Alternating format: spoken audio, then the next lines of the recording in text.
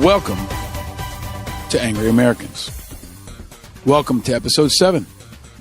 I'm your host, Paul Rieckhoff. Now, this is a show about the state of the great American experiment.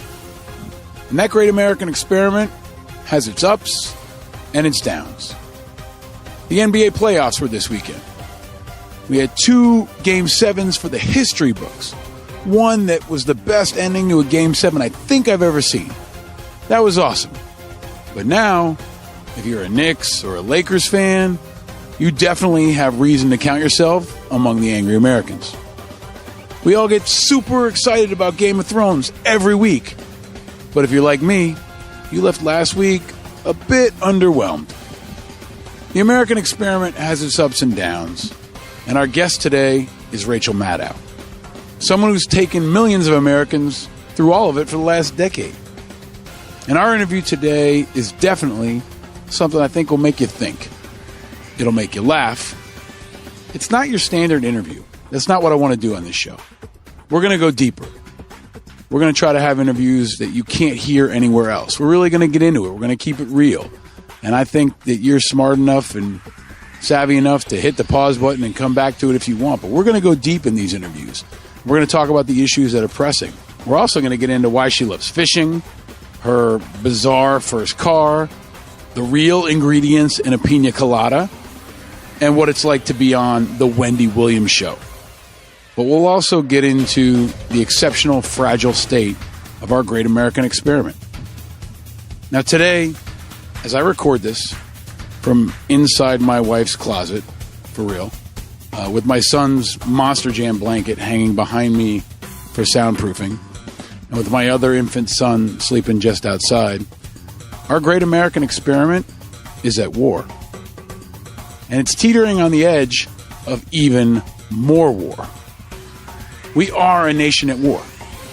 Right now, as you listen to this podcast on your evening drive, or on your walk to work, or while you're making breakfast, or while you have a drink, or while you're deployed overseas in Afghanistan, America is at war.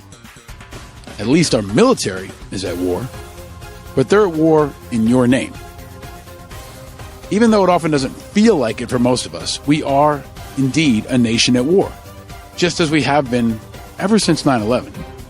Sometimes loudly, more often quietly, America has a new normal. War. Forever war. America had its war to end all wars. We had our World War. We had our Forgotten War. We had our Invisible War. And now, for the last 18 years or so, we've been engaged in our Forever War. The war or wars that never end. Now, that of course means our wars in Afghanistan and Iraq. 2 wars that might really never end. Senator John McCain once talked about the possibility of remaining in Iraq for 100 years, or 1,000 years, or 10,000 years, or permanently. A forever war is a war without end. But it also extends beyond Iraq and Afghanistan. Right now, it extends to numerous other places most Americans can't find on a map. And to places our president definitely can't find on a map. Places he probably can't even pronounce. But right now, the U.S. military is officially fighting wars in 7 countries. Now, these are the unclassified ones we know. There's, of course, Iraq and Afghanistan, but there's also Syria, Yemen, Somalia, Libya, and Niger. 7 countries are facing American military combat operations. Now, those are just the ones our government admits.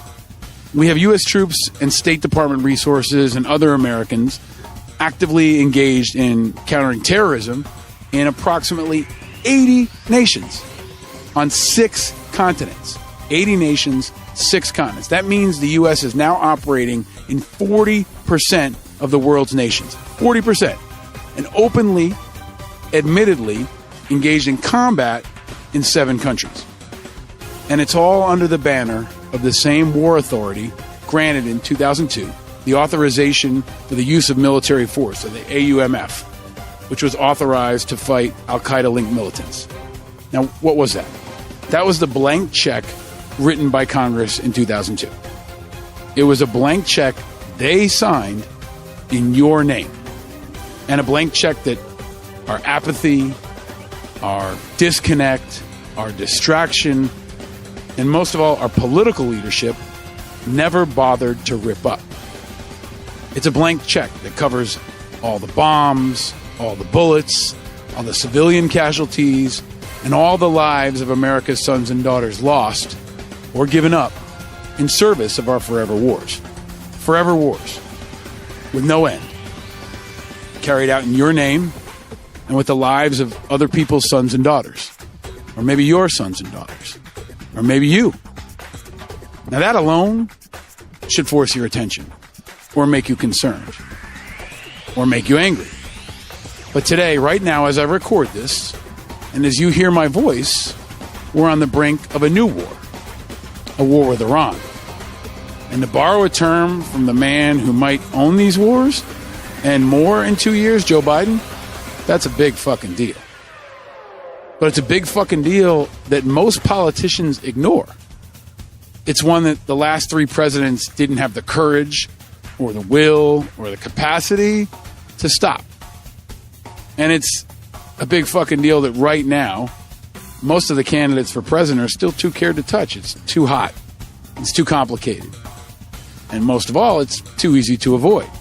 And the media, they're guilty too. They failed to stop following the bouncing balls of ratings and distractions and Trump antics, all while America's sons and daughters continue to die for unclear objectives, in forgotten places, for forgotten reasons, for a forgetful public. Now, this show is in part a distress call from and for America to itself, kind of a signal flare that alerts others to the fact that attention must be paid, action must be taken, unity must be found, common sense and true patriotism must prevail if we intend for our great nation to survive and thrive. Now, maybe you think that's an exaggeration. When you contemplate the frequency and likelihood of our unstable and reckless president to pick a fight with countries with nukes, do you really think it's an exaggeration? 5 countries outside of the U.S. have nuclear weapons for sure. And the president is picking fights, or is already fighting, with 2 of them. Now, France, Israel, UK, they have them. And thankfully, Trump hasn't managed to pick a fight with them yet. But the other 2 are Russia and China. Russia openly attacking our elections, waging a daily cyber war against us. And Trump has now escalated a trade war with China. Awesome, right? He's asking farmers to be okay with sacrificing their livelihood in the name of his latest half-cooked endeavor, one that's soaked in twisted patriotism like the Midwest was after the recent floods. And he knows about as much about the plight of our working farmers as he does about serving in uniform or being shot down over Vietnam. But he's the do as I say, not as I do president. Just like so many other spoiled rich kids, he loves picking stupid fights that other people have to fight for him, even if it's with a country that has nukes. Now, India has nukes, and Pakistan and North Korea might too. Now, that's one country that's mostly forgotten by the public in Pakistan. The White House and our president seem to forget about them, and it's a terribly unstable place. It's the most likely country to lose or sell their nukes, which is like a plot from a James Bond movie, but real. The other one, North Korea, is Trump's frenemy, like openly throwing the middle finger up to us on the regular, and maybe only a fool would trust him, but our duly elected fool does. And then there's Iran, the place that the Israelis and Saudis aren't terribly fond of, the place that definitely has leaders doing bad things, like sponsoring terrorism that is responsible for killing 1/6 of our troops in Iraq. That's real. But it's also a country with 81 million people. Now, most of those people, like here in America or anywhere else, they're not exactly calling the shots for their government. to assume that the 81 million people in Iran want to kill Americans in Iraq would be like assuming that every one of you listening right now is cool with Trump putting kids in cages and banning Muslims. There's a difference between the people and the government.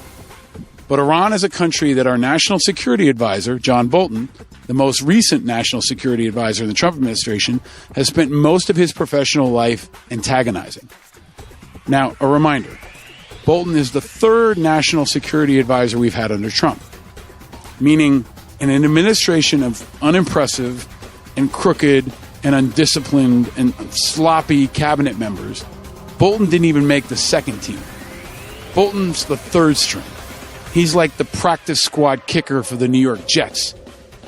The first national security advisor, Mike Flynn, is now fighting like hell to avoid jail. The second, H.R. McMaster's, was a massive disappointment and is now long gone. So now we have John Bolton, the guy who is most known for wanting to fight with Iran. That's what he's known for. He wants it bad. And we should believe him. Because unlike many in this administration, Bolton is not stupid. And he's patient. He's patient enough to wait and work his whole life for this moment. For this moment, right now. That's what ideologues do. It's what true believers do. They dedicate or sacrifice their whole life, their entire life, to a single mission they believe in, no matter what happens. Just ask the members of ISIS. But the National Security Advisor is not approved by the Senate. Bolton never got approved by the Senate. There are no hearings to approve him. He was chosen by the president. And in this day and age, with no congressional approval required to declare war, something that makes our founders want to reemerge as White Walkers, the National Security Advisor can single-handedly take us to war. And that should scare the shit out of you. We learned this week that John Bolton and the White House asked for and received a briefing from our acting Secretary of Defense, Patrick Shanahan. Now remember, he's acting and also not approved by the Senate because General Mattis resigned in protest. Now, more on that in previous episodes. You can go back and check it out. But wouldn't it be nice to have Mattis inside right about now? But he's not. Our guard dog is gone. And the White House got a briefing on what a military confrontation with Iran would look like. Last Thursday, Acting Secretary of Defense Shanahan presented an updated military plan that laid out sending up to 120,000 troops to the Middle East if Iran attacks American forces or accelerates work on nuclear weapons or does something else that would prompt Bolton to pull our national war machine trigger. They did not call for a land invasion plan for Iran, which would require vastly more troops, at least not yet. So, as I record this podcast from the closet of my home, I damn sure hope that one day I don't have to pull my entire family into this closet to keep us safe. And I hope I don't get texts from my friends in the National Guard and reserves letting me know they're getting called up for Iran, like they did recently when they got called up to rush to the Mexican border, or like we did 15 years ago for Iraq. Think that can't happen? Think it's crazy? Tell that to the millions of troops like me that have served in Iraq and Afghanistan. Tell that to the thousands of families whose sons and daughters never came home. Memorial Day is just a few weeks away, and ceremonies at Arlington Cemetery's Section 60 and cemeteries across America are going to be an important reminder of the human cost of war. It's a reminder that it can happen. War without authorization. War without accountability. War without end. Especially nowadays. Especially if you get too exhausted by the Mueller report drama to tune in. Especially if you don't pay attention. And if you're not angry, at least a little bit, about that, then you're definitely not paying attention. Like De La Soul said, stakes is high. So please pay attention. That's something that's got me angry, and I think should have everyone angry. Because attention must be paid. And someone who has always paid attention is our guest today. She's someone that has focused America's attention. She's commanded it, and she's respected it. Rachel Maddow is one of the most influential people in America. Whether you're a Republican, a Democrat, or an independent like me, you have to recognize her influence on our national dialogue. Her show is #1 on cable television. Her books are bestsellers. She has an audience on Twitter of 9.6 million people. She has a hit podcast. And like everyone I have on this show, she's defined America's past and will define its future. Now, beyond all the shows and the numbers, Rachel has transcended politics and the media in a way that few others have. She captivates, infuriates, educates, and maybe most of all, fascinates America. There's no denying her intellect, her passion, and her politeness. In a world of bare-knuckle brawls and shouting matches in the media, she brings a sense of smarts and civility to our trying times. She has an incredible, devoted following and definitely her share of haters. But at this point, she has an undeniable level of influence that I think will stand the test of time. You can hate the game, but you must respect the player, especially this player. She's broken the rules, defied the odds, and shown kids everywhere what's possible, especially if you put in the work. I've been honored to know Rachel for the last decade and a half, to watch her rise, and to call her my friend. I've been interviewed by her on television and radio lots of times. And in this episode, I finally get my chance to conduct the interview with Rachel Maddow. It's Rachel Maddow, unplugged, uncensored, and without commercial interruption or an end time, like we only do here on Angry Americans. Want to know what's really on her mind? How she got where she is? What it's like to get a drink with her? Today, you're going to find out. It's a smart, fun, and important conversation with one of the most important people in America, especially right now. It's a show with the 4 things I promise you every time: integrity, information, impact, and inspiration. So pour yourself a drink, or get on your bike, or plug in your earbuds, or set the cruise control, because you're in for a real treat. Welcome to Angry Americans, Episode 7.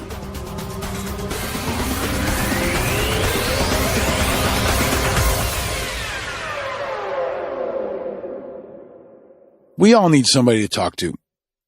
A person who can support us through rough patches, the everyday ups and downs of life, the news, all the issues we talk about here.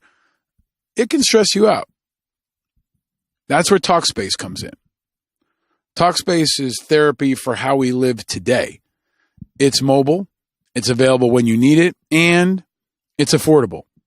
Now, I've worked in the mental health space for a long time, and I've been really, really moved by how important and effective mental health care support can be. I've seen it for myself. I've seen it for the people I work with. It's a sign of strength to step forward and get help. And you got to take care of your mind. You got to take care of your mental health in the same way you would a physical injury. So maybe you've taken care of your knee injury, but you haven't taken care of your stress level, or you haven't taken care of your mental health issues. You got to tackle it so you can be healthy for yourself, for your family, and for your future. And Talkspace is convenient and super easy to use. Here's what really matters. You don't have to wait for your next appointment to talk about what's on your mind. With Talkspace, you can send unlimited messages to your dedicated therapist from the privacy of your device, from anywhere, any time of the day. You don't have to leave work. You don't have to tell your spouse you're taking off. You have total confidentiality.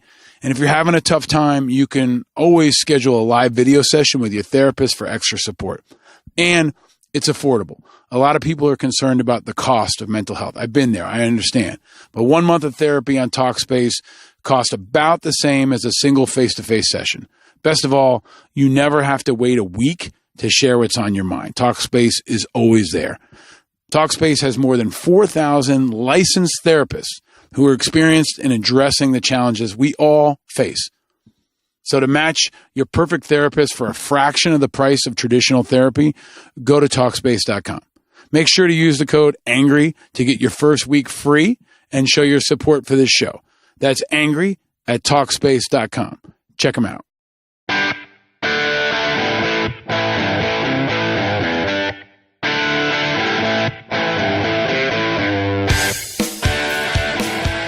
Shall we begin? I'm the yolk and the egg. We have begun. I am absolutely thrilled and humbled and elated to have on Angry Americans for this episode my very dear friend, a true inspiration, and I think one of the most important people in this country. I try to interview folks who are iconic, inspirational, important, and I think we've been friends for a long time now, but this is a very, very important moment in America, and it's a very, very important moment, I think, for your leadership. And so I thought nothing better than to go in a dirty garage and have a conversation with you about it. So welcome to the Classic Car Club Manhattan, Rachel Maddow. Thank you very much, PJ. It's very exciting to be here. It is freaking weird to be in. I mean, it's weird to be surrounded by cars that don't have tickets on them. Yes. Or that aren't in an elevator.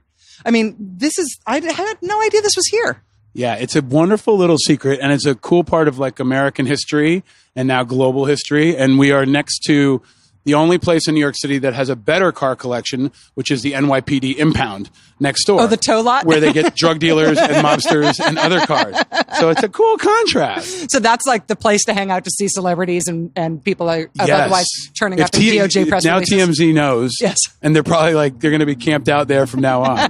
But that's why if you're listening, you will hear some noise. We are right next to the West Side Highway. This used to be the horse stables for NYPD. Correct. This was the not that long ago. It was the horse stables. Correct. Like, since I've lived here. Correct. They did. So the horse stables for years and years would be right next to the impound, and it's right on the water. And they built this place about 2 years ago. That's great.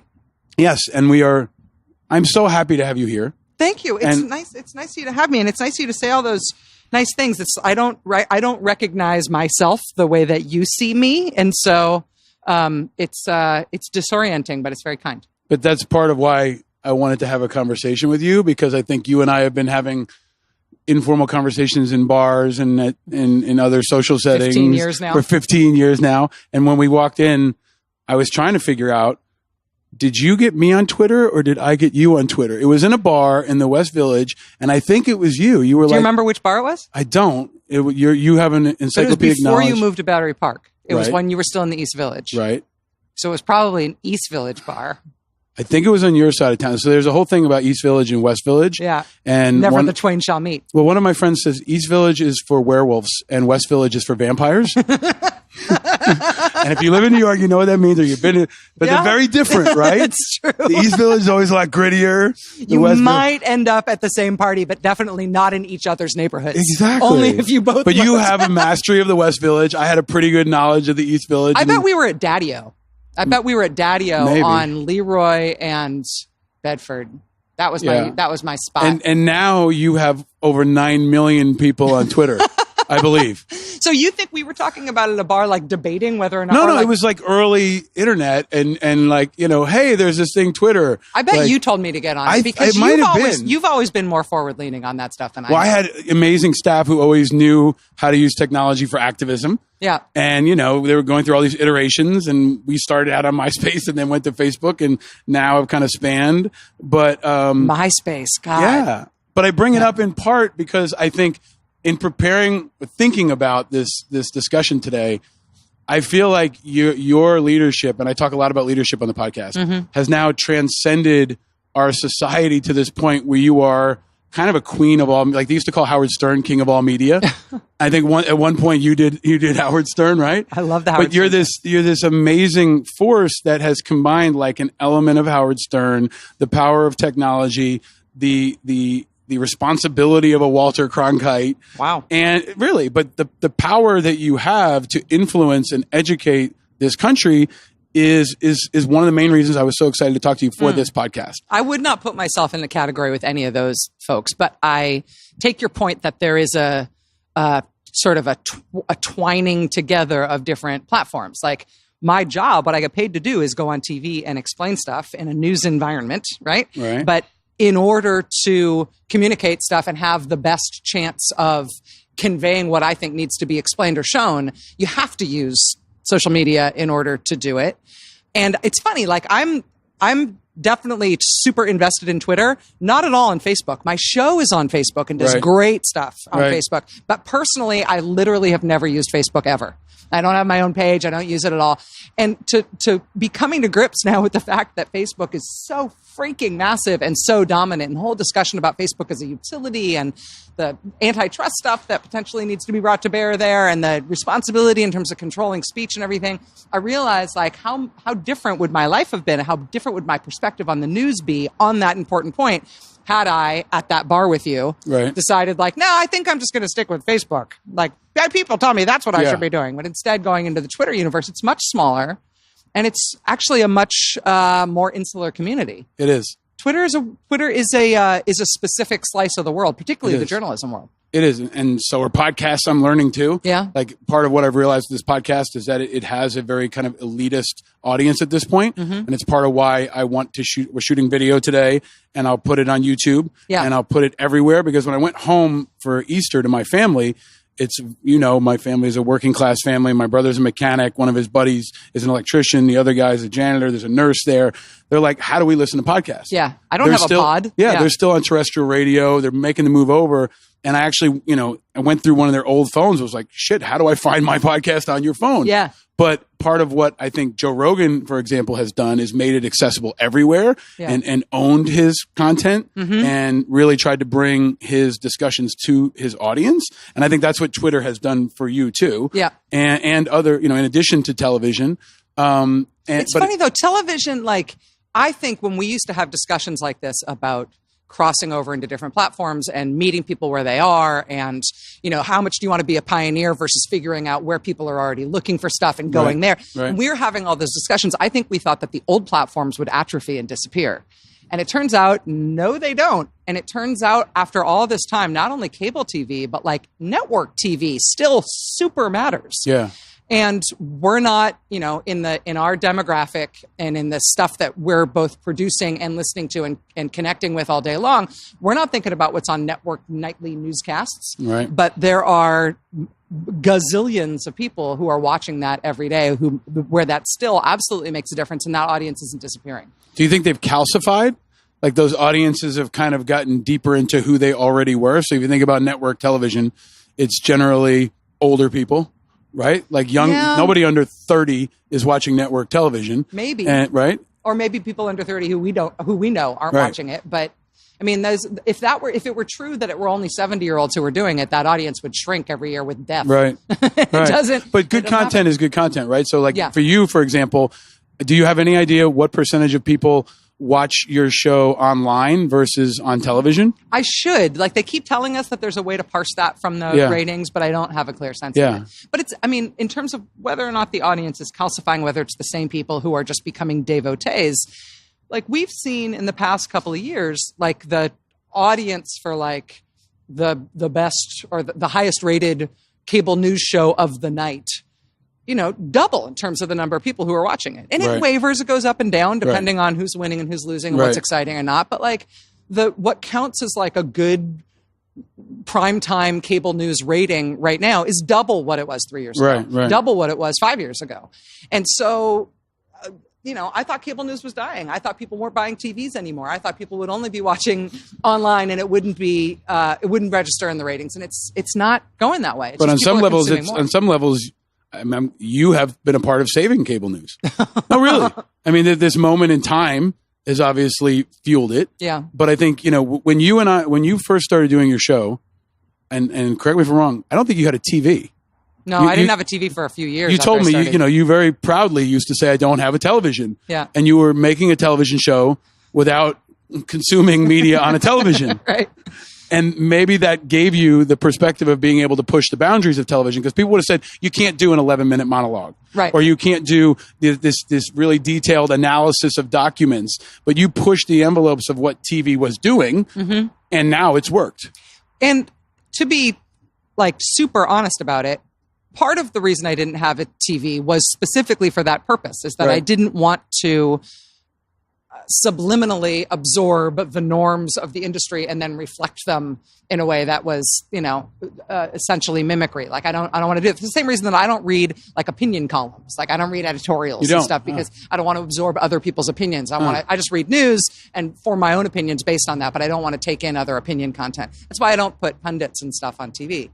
But the other thing about that sort of the doing things differently in the cable news environment isn't just that I was trying consciously not to ape what existed on TV. I was basically putting radio on TV. Right. Like I came from a specific place. I came from radio, and I was like, that's the only way I know how to think in terms of presenting information to other people. I've never been a professor, never been in TV news. All I've ever done is radio. So I'm just going to do a radio show and pretend that there's no camera there. And that's how I approached TV. And that's, I think, why I was comfortable from the beginning, only putting on one guest at a time. You don't want, honestly, I know people do it in the radio, but I don't want 3 or 4 people or 5 people talking at once. I want a back and forth with somebody who's worth listening to. Right. I don't want to hear a fight just for the sake of a fight. Right. I want to hear somebody presenting information and a host who's helping elucidate it. And I think that's a radio trope. But it's also, I think, defined you as a media leader. You are now the interviewer, right? Your segment is called The Interview. I watched this week when you had Maddow on. Yeah. Right? I mean, they're coming to you. Yeah. They're the candidates, the Democratic candidates right now, Democratic candidates are all coming to you. It's a stop on the primary tour at this point, is to come to the Rachel Maddow show. But I think that's in part because your interviews are so focused. I mean, I've been in that chair, right? Yeah. I know what it's like to be interviewed by Rachel Maddow, and it's fun to now be on the other side. But to be interviewed by you is to have your absolute and total focus, and to have your preparation and have your thoughtfulness. And when you're interviewing someone, you're paying attention. Everybody's been in the chair with plenty of people who aren't fully paying attention or are looking at the teleprompter or their head is off onto the next segment. But you're zeroed in. So do you think about the power that your interview style has and the platform that you has now? Well, it's interesting in the 2020 context because, I mean, we have, 21 declared candidates now, maybe 22 as of today? Yeah. And I do want the chance to talk to everybody. And I am super interested in this moment at how the largest major party field in history is going to produce what needs to be the strongest Democratic candidate, depending on how serious you see the stakes of this election, maybe the strongest Democratic candidate ever, the candidate who has the best chance of beating a super non-traditional, super powerful candidate on the Republican side. I don't know how that's going to go. I'm really interested in the process. I'm really interested in the characters. And I'm not that confident in my interview capacity. I mean, you know what my show is like on a night when I don't have a big interview, right? I do like a 23 freaking minute monologue with no guest and then bring on reporters to help me understand other stuff I'm explaining. It's not like it's not people driven. And so spending 2 or 3 segments with Kamala Harris or Beto O'Rourke or Steve Bullock or any of these people or whatever I feel like it's outside my wheelhouse in terms of what I'm good at, but I also desperately want to understand these candidates and see what they have to offer and understand how this process is going to go. That's the power of it though, Rachel, is the humility and that you actually are having a conversation to seek information. Yeah. It's not to prove a point. It's not to win. It's not to get ratings. It's to actually seek information, right? Seek knowledge. And that I think is what has defined your interview style and defined your preparation. But there's also another part of this to go back, I think, into maybe your roots. You are nice. You are very nice. Like people always ask me, is Rachel as nice? You are from the day I met you, right? And I want to tell that story, at some point. But you're always very kind. You're very polite. You're very nice in an environment in media and politics where that is unusual, I think. And especially for me, when I was coming up, I was nobody. I was a dude. They were cycling me through, right? And people sometimes treated me great and sometimes treated me like shit. But you are known, including by the people who ferociously oppose you, for being respectful and thoughtful. And that is especially important right now in setting a tone. So is that a conscious thing? Is it who you are? Where does that come from? Because when we're looking for role models for our children, the president is the anti-role model in the way he treats people and acts. And in many ways, you are a role model because of the way you carry yourself and treat people. So do you think about that, or where does that come from? That is very nice of you to say. Talk about being nice. I don't think about myself in those terms. I don't think. I don't know. I mean, I do. Let me say again, that's very nice of you to say. I'm a little overwhelmed. But, well, let me talk about it in the context of how I think about my show and why I don't bring people on to fight. and why I don't bring people on to destroy them. You know, like Right. there's this one, like this, Right. there's a whole lane in cable news, which is like host kills normie, Right, right. Host pounds rando. I don't believe, if I'm asking people to come spend time with me on a show that I am hosting, I implicitly want you to trust that the person I'm bringing into that space, the person I'm giving time to, the person I'm putting in the chair is there because I believe they have something to say that you should hear. Mm-hmm. And so I'm never going to bring somebody on to say, you're wrong. Let me tell you all the reasons you're wrong. You're terrible. Why are you talking? Right? That's the opposite. I only, even when it's people who I disagree with, I want somebody to be there because I think my audience should hear what they have to say because it's valuable. And so I never want to undercut that by being uncivil and by interrupting for the sake of interrupting or by trying to shame somebody for being there in the first place. The invitation should mean something. And I think that's just about respecting my audience. You know what I mean? Like we're not trained dogs, you know, we're not performing a Punch and Judy show. We're here to hopefully increase the amount of useful information in the world. That's like my show internal motto. And the only way you can do that is by bringing people to the conversation that have something to add. And so people who have something to add ought to be treated that way and welcomed. You're very, skillful and diplomatic in always focusing on the show, which is like the higher mission of Rachel Maddow, right? Is the show. And that, I think that comes through. 10.5 years now. Yeah. But there's also, there's an importance to it now that has transcended the actual show. And that's, I know you don't like when I go this place, but your example, the interview with you and Mayor Pete, in my view, like I was trying to remember a modern example, and it reminded me of when Colbert talked to Joe Biden about family members dying. Yeah. There was this profound moment where Biden was talking about losing Beau, and Colbert kind of opened up about losing his family in a plane crash when he was younger. And there was this very powerful moment of honesty talking about grief and how to deal with grief. Yeah. And you and Mayor Pete both talked about coming out. And what I thought about was my kids and how, they now have a role model. They have someone to aspire to be like, someone who is courageous and someone who is defining, a next generation of leadership. Just by your example, you and Pete having that conversation was historic, right? For him as a rising candidate who's openly gay, and for you as the number one force in news, that was unthinkable 20 years ago. Yeah. And so do you think about your role in history? Because you and I have talked about this over beers, and you're often uncomfortable about it. I think you even are now uncomfortable about it. I think you are one of the most important social movement leaders, maybe public intellectuals of our time. And do you think about that at all? You have tried to make me think about that as my friend a number of times, and I have made you talk to the hand a number of times about that friend. Right. I mean, it's the same thing back to you. I mean, if I turn that question around to you, which you don't want me to do, what you will tell me is that no, it's not helpful to think about it in those terms because you have to get the work done. Actually, I wouldn't say that.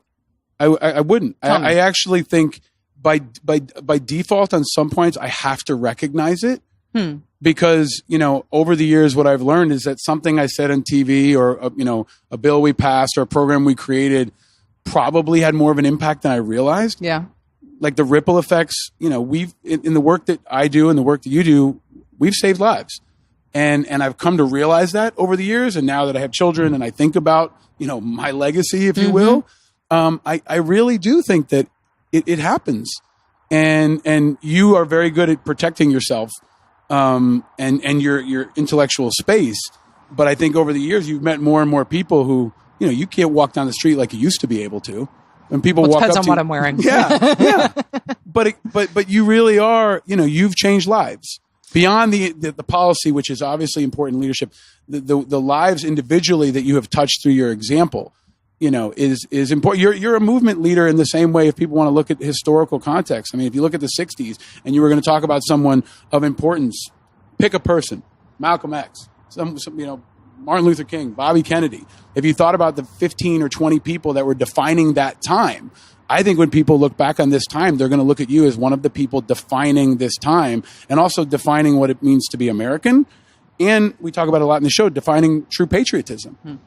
And so Well, the difference in where you and I have been over the past 15 years, though, is that you, with IAVA, back to Operation Truth and all the rest of it, and even pre-Operation Truth, what you were doing when you first came back was about building a movement, connecting people, and getting stuff done. Like activism, not just in concept, but in deed, right? Getting shit done, which you freaking did. Your record is astonishing.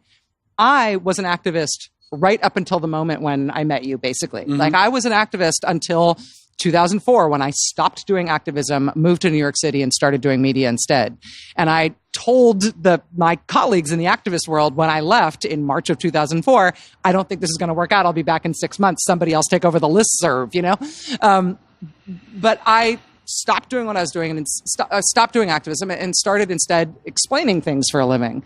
And so to the extent that is helpful to people, or people count on it, or it helps people use information or get information in a way they wouldn't otherwise have, that causes them to then live their lives in a different way or advocate for things they wouldn't otherwise know about. I recognize that it has an impact, but I'm not trying to move people from X to Y. You're not trying, but is it not the evolution of activism? No. Right? When you don't think that the values and even the policies you care about, right? Yeah. It could be something as simple as being civil to people. Yeah. Or your focus on national security, right? I think part of your work that is way underappreciated is when you wrote Drift, your understanding of national security. We're sitting here today as, you know, when we finish this interview, we might be at war with Iran. Yeah. This is real shit now, right? And you know that in a way that I think, frankly, some folks don't have the mastery of because they didn't come from an activist background, because they didn't come from an academic background, because they didn't choose to understand the importance of national security. Yeah. It's a blank spot for many in the media, in my view. Yeah. But for you, it's core. So on some levels, I see some people are more activist than they want to be. Sean Hannity's an activist. He may not be for the side that you choose or I choose. Van Jones is an activist now. So is the media nothing wrong with that? I mean, is the media the new landscape for some people use their place in the media to try to get bills passed, get specific people elected, get specific causes surfaced in such a way that they get moved in the direction that person wants. That's a totally reasonable thing to do with your place in the media. Not what I'm trying to do. Right. But I do think that by having the freedom to explain things the way I see that they are in the world, and having the freedom to choose what stories I think are important to tell and how to tell them, and honestly, it's just as important that I choose what not to cover. That freedom, I do think, helps elucidate things in a way that other people may use that in order to do things in their activist life or in their communities or in their political engagement that they wouldn't otherwise do. Like, I get that it can have an activist or political impact, but I'm not. That's not your intention. I'm not. Yeah, I'm never getting on the phone saying this is your number for your member of Congress. But you're also you're the explainer in chief now, in many ways for certain audiences, right? Because Obama's out of the mix. Yeah. And Trump can't explain anything, right? Although it's been very interesting to watch him try to explain tariffs. That money goes right to you. What? What are you talking about? Not how it works. It's not how it works. Okay, let's start here. Spell tariff. But this is another part of Rachel Maddow that I think is important. Is people are scared. People are worried. This show is, in my view, a distress signal on behalf of America because of this moment in time we're in. And people are looking for hope, but they're looking for clarity, and they're looking for someone to make sense of it. And you, every night, 9:00, you help people understand what the hell is going on. And that is a public service, in my view, in the traditional form of public service in media. And it is absolutely vital right now. And I actually have asked you this, and I'm going somewhere with this. The cocktail moment is how you used to end some shows on Friday nights. Yeah, and I also had a conversation with you. I said, you got to think about something. So you end your show, and often you kind of do a mic drop, and the mic drop is often like, tune in tomorrow. We'll see what crazy shit happens next. Watch this space. And then you usually go out to dinner, and you have an evening. You drive home. Other people go to sleep or try to go to sleep, and they're fucking terrified. So I think you have single-handedly contributed profoundly to the insomnia in this country over the last 8 years. The Rachel Maddow Show, giving America bags under its eyes since 2008. You're welcome. So there is a question here. Can you bring back the cocktail moment? Because the only thing you know more about than politics, in my view, is liquor. I do know a lot about. I'm semi-pro. You have an encyclopedia. You are also a very generous gift giver, and you give me a gift every year, and it's usually some obscure form of liquor that I've never heard of in my life. Did you try the Velvet Falernum this year? It's amazing. It's amazing. Everything you send me is amazing. But you know this inside and out. So you could do, if you wanted to take a sabbatical, you could do a show just on and what's the technical term for liquor or drinking? Because I don't want to dismiss it, because it's not like you're an alcoholic. You have an actual really amazing understanding, of bartender level understanding.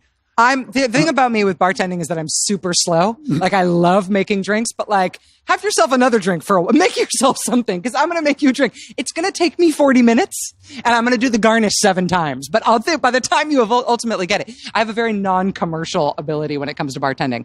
I'm just interested in booze. But I don't. Okay, so the cocktail moment. That's the tagline from this episode. I'm just really interested in booze. That's exactly right. I'm an enthusiast. Let's say. But you take the same approach to fixing cocktails that you do to writing a monologue. Yeah, I'm really faster with a monologue.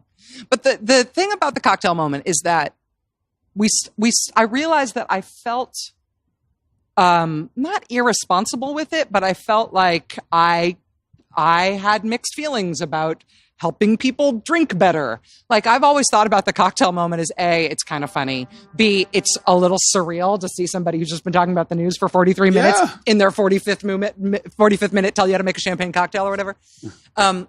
But I am telling people how to better enjoy alcohol. And at this moment, since the 2016 election, I feel like liberals who are watching me in particular are at the edge of the cliff and maybe like pushing booze. It's like, booze is great. Booze is also not medicine. Right. Like, this will not we can mix life. it up. We can do a cocktail hour, then we can do a bike ride with Rachel Maddow. We could do meditation.